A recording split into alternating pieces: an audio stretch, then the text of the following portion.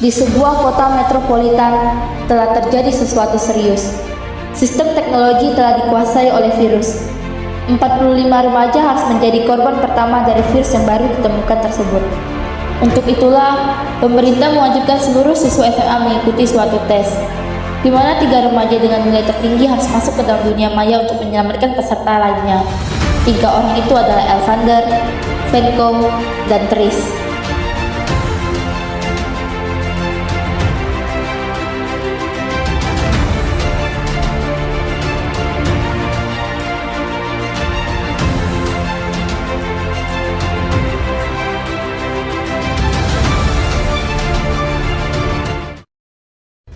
Selamat datang ke dalam Play Arch. Dalam permainan ini, kalian harus menyelesaikan beberapa tantangan yang ada. Saya akan menjelaskan peraturan pada permainan pertama. Kalian akan tersadar pada tempat yang berbeda satu sama lain. Dalam waktu 10 hari, kalian harus mampu bertahan hidup, berkumpul, dan menuju permainan selanjutnya. Jika tidak berhasil, kalian tidak akan dapat kembali ke dunia nyata.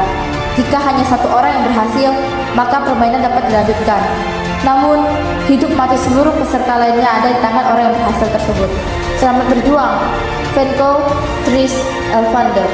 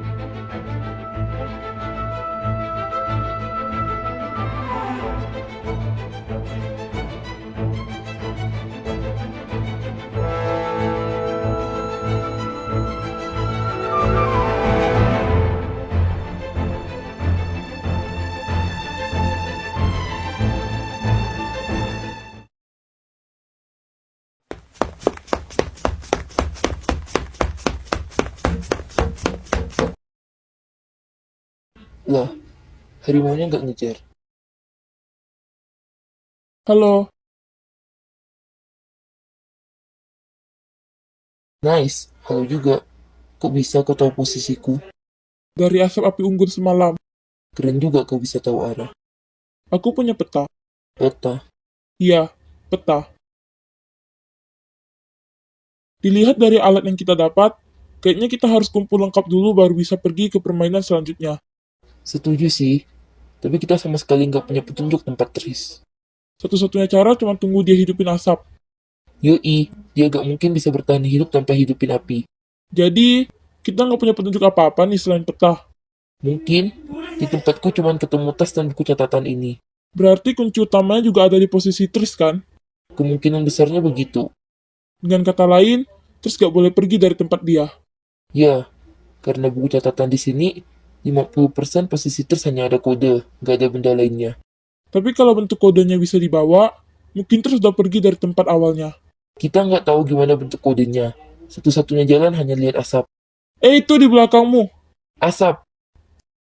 Coba kau ke sini. Lihat petanya. Dia posisinya lebih tinggi dari kita. Kemungkinan ada di daratan ini atau ini. Tebing ini, itu kan? Kemungkinan besar posisi Tris di sini. Benar juga. Kita tandai sebagai tempat tujuan selanjutnya.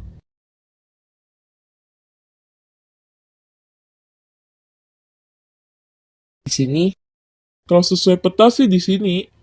tebingnya aneh, hanya batu. Setuju. Beneran nih terus bertahan hidup di tempat kayak gini. Gak tahu juga. Cari dia di sekitar sini. Ayo. Elvan, sini. Tris, Yo, hai. di tempat kayak gini, gimana kau bertahan hidup selama beberapa hari? Makan burung. Biasanya di sini banyak. Apinya? Cari kayunya turun bukit ini. Aku tandain jalan. Nice. Kau dapat kode? Kode? Iya. Aku lihat 4 aksara di sana, tapi aku nggak paham. Mungkin kalian paham? Karena aku takut itu hal penting, makanya aku nggak pergi dari sini. Di mana aksaranya? Di sekitar sana. Ayo,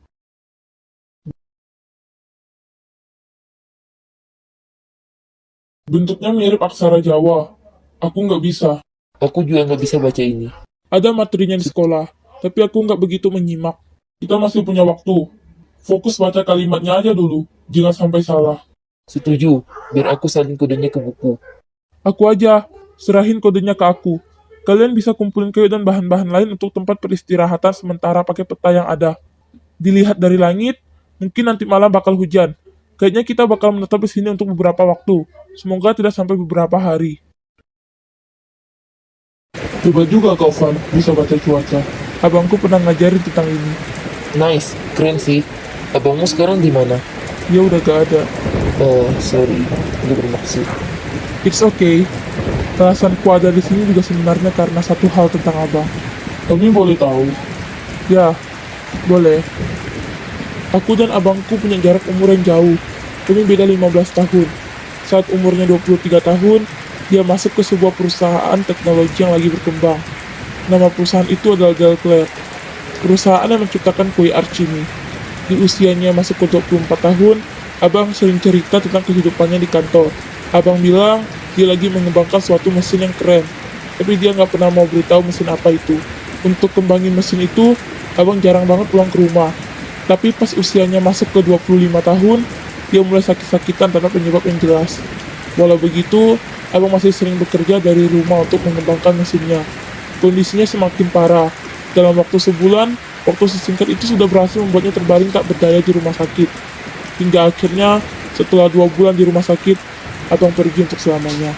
Kalau dengar hal ini, kalian mungkin pikir gak ada yang aneh soal kematiannya. Awalnya, ayah dan ibu juga pikir begitu. Mereka berusaha ikhlasin abang. Tapi sampai sekarang, aku sering merasa ada yang aneh di balik semua itu. Ada yang menjanggal. Sebenarnya, sebelum abang meninggal, dia sempat sadar pas aku lagi jaga dia sendirian. Ayah dan ibu lagi pergi keluar untuk cari makan.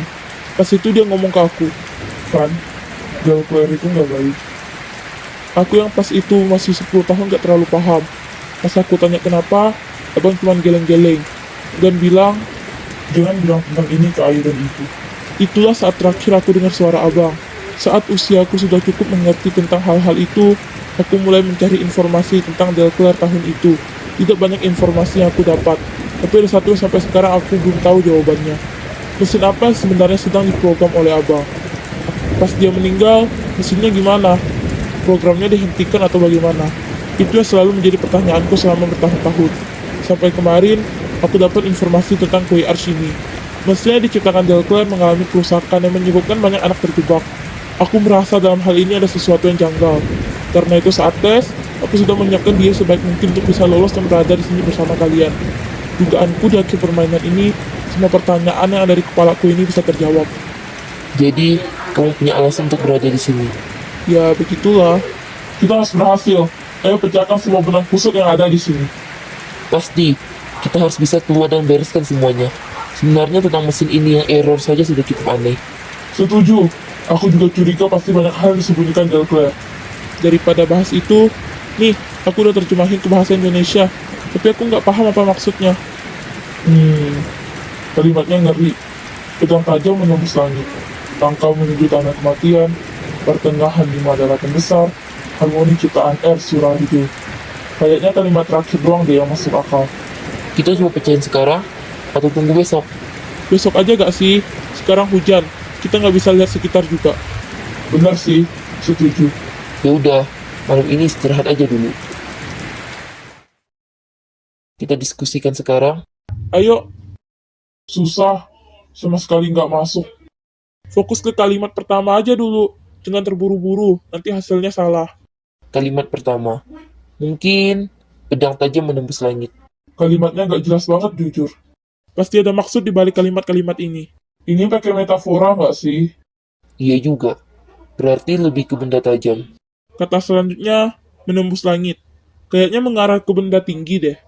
Tris, boleh tolong lihat sekitar? Ada nggak benda yang mirip?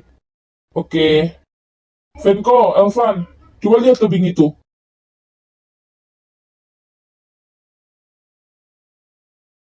Tajam, membentuk pedang. Kayaknya itu tujuannya. Van, tulis dulu. Nanti kita sesuaikan dengan petunjuk selanjutnya. Kalimat kedua, langkah menuju tanah kematian. Aku benar-benar tidak terpikirkan apa-apa selain kuburan untuk kalimat ini. Kalimat ini yang paling aneh. Skip dulu gimana? Boleh? Kalimat keempat aja dulu. Harmoni ciptaan R. Surarjo. Aku tahu salah satu lagunya, dari Sabang sampai Merauke. Ada makna di balik lagu itu tentang lokasi. Kalian tahu posisinya? Aku tahu, Sabang ada di bagian paling utara dan paling barat Indonesia, sedangkan Merauke ada di bagian paling timur Indonesia. Kayaknya kita butuh peta untuk selesai bagian ini. Coba ambil petanya dong. Posisi paling utara ada di sini. Tapi mengingat posisi Sabang yang ada di paling barat dan utara Indonesia, posisinya di sekitar sini. Tapi posisi paling timur ada di sini. Sekaligus kota Merauke. Kebetulan saat aku sadar, aku ada di titik ini. Titik paling utara dan barat. Tapi di sana nggak ada apa-apa. Kemungkinan besar kodenya nggak sampai di sana aja. Jawabannya aku yakin ada di kode tentang tanah kematian. Aku setuju. Kuburan? Tanah yang udah mati mungkin? Kayaknya hal kayak gitu nggak mungkin ada di sini. Kemungkinan malah daratan itu yang membuat banyak orang gugur, entah apa alasannya. Mati. Kalian tahu tentang beberapa kepercayaan tentang angka? Angka? Oh, angka 4 yang mengartikan kematian. Nah iya, daratan keempat. Berarti warna ini, Coba kita sesuaikan dengan beberapa kode ini dulu. tubingnya ini. Dengan daratan keempat, kemungkinan ini. Karena daratan keempat di timur udah kita lewatin dan gak ada hal aneh, kayaknya yang dimaksud adalah kota Sabang. Berarti di sini.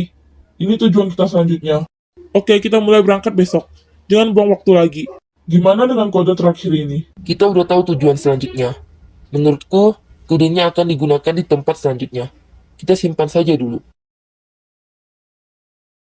Ini tempatnya. Kita coba keliling dulu.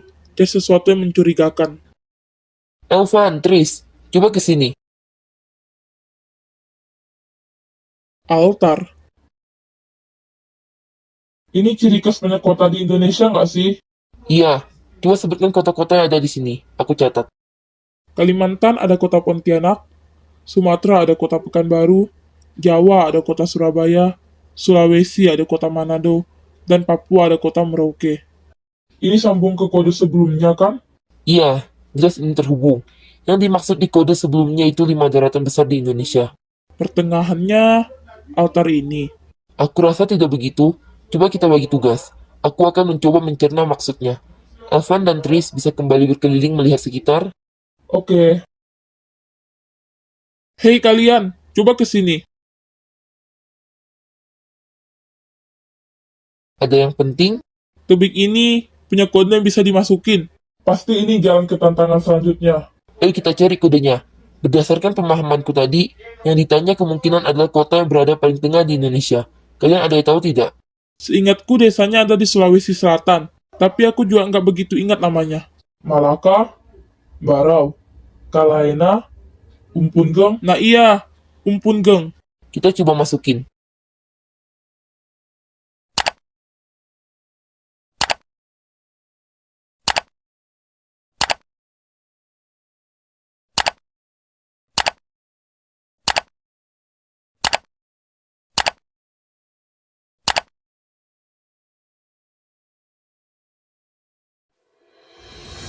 Selamat, kalian adalah orang-orang terpilih yang berhasil melewati tantangan pertama. Dalam tantangan kedua, kalian akan menyelesaikan secara individu. Kalian harus menyelesaikan soal yang diberikan dalam waktu 2 jam. Masing-masing dari kalian akan diberikan 3 soal matematika yang harus diselesaikan dalam waktu sesingkat-singkatnya. Setiap menyelesaikan satu soal, kalian akan mendapatkan satu barang yang berguna untuk soal selanjutnya. Setelah 3 soal tersebut diselesaikan, kalian harus menentukan jumlah elektron, proton, dan neutron pada setiap unsur kimia yang ada.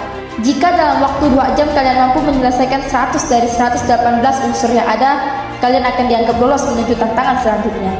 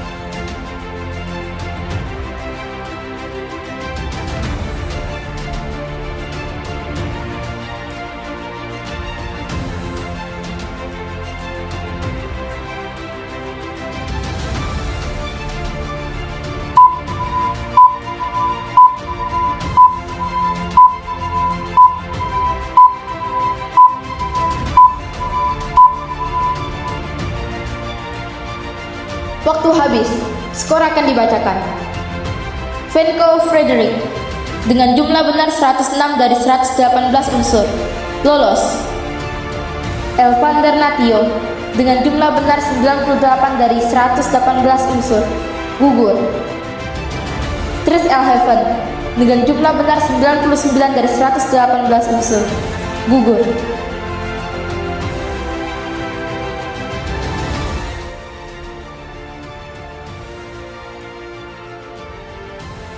Selamat, Venko Frederick. Anda adalah orang keempat yang berhasil sampai ke titik ini setelah beberapa orang lainnya. Saya Alexander. Anda mungkin sudah mengenal saya, terutama dari adik laki-laki saya tadi. Saya amat berterima kasih atas semua usaha Anda. Saya akan menceritakan bagaimana kejadian aslinya. Saya terlahir sebagai anak pertama. Ya, adik laki-laki saya adalah Elvander Natio. Nama lengkap saya sendiri adalah Alexander Natio. Pada usia 24 tahun, saya berhasil menemukan ide menarik. Saya memutuskan untuk mengembangkan sebuah mesin yang dapat digunakan sebagai alat bagi siswa-siswi Indonesia untuk bertanding dalam skala nasional. Pengembangan mesin ini berjalan dengan lancar. Mesin ini saya beri nama Kue Arch. Jabatan saya semakin tinggi selama proses pengembangan mesin itu. Namun, ada satu orang yang iri dengan pencapaian saya. Dialah Donovan. Segala cara dirinya lakukan untuk menyingkirkan saya. Hingga suatu hari, terjadi sebuah insiden di luar kendali Donovan. Dirinya memberikan dosis obat berbahaya ke dalam minuman saya.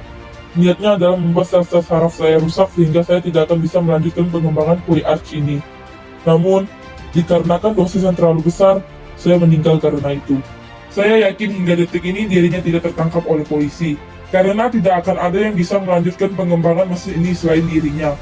Karena itu, di detik terakhir saya menanamkan virus di dalam Kue Arch. Saya ingin dirinya dibenci oleh publik.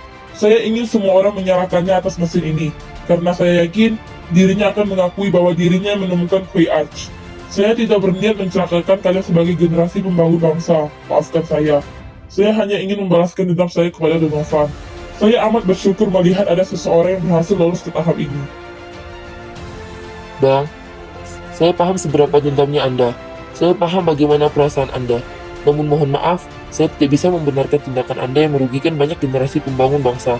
Namun percayalah pada saya akan berjuang hingga akhir. Saya akan memberitahukan kenyataan ini pada publik. Anda bisa beristirahat dengan tenang sekarang, Bang Alexander. Terima kasih, Venko. Saya pergi. Terimalah permata ini untuk melanjutkan.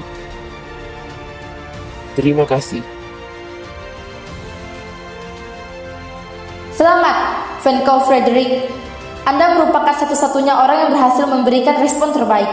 Tutup mata Anda untuk menuju pada tempat selanjutnya.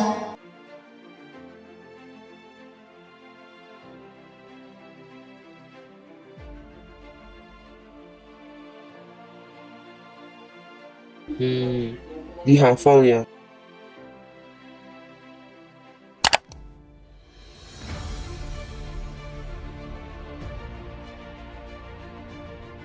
Tolong berikan saya akses menuju inti pemrograman Kue Arch ini. Panggil juga polisi untuk mengikuti saya ke dalam, serta orang-orang yang berpengaruh dalam pengembangan Kue Arch ini, termasuk Donovan. Semuanya lihat video ini. Halo semuanya, kenalin. Aku Alexander Natio. Akulah penemu Kue Arch. Akulah yang mengembangkan mesin ini sejak awal. Namun, hidupku harus berakhir karena seseorang. Kalian juga pasti sangat mengenal orang itu. Orang yang saat ini berada di depan kalian, Donovan. Untuk membuktikan hal tersebut, kalian bisa membuka sebuah video yang akan tersedia bila suara ini didengar sampai akhir. Masukkan kode 260407 untuk membuka video tersebut. Tidak mungkin, ini semua bohong, omong kosong. Bagaimana mungkin kalian percaya dengan benda mati ini? Saya akan memutarkan video yang dimaksud. Tolong tenanglah.